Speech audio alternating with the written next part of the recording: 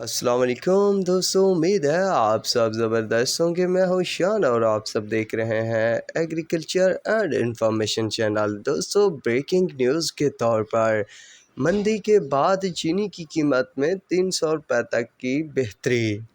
दोस्तों, कहा क्या जाता है और हो कुछ और जाता है। कल इजलास में ये बात सामने आई थी कि चीनी की कीमत जो है वो 95 रुपये फ़ी किलो के हिसाब से पाकिस्तान में की जाएगी। पर दोस्तों, उस वक्त जो है चीनी की कीमत 10,000 में दाखिल हो चुकी थी रिवर्स गियर में। पर दोस्तों, बाद में कुछ इजाफा हुआ। अब तक 300-350 रुपये तक की तेज़ी बताई गई है चीनी की कीमतों में।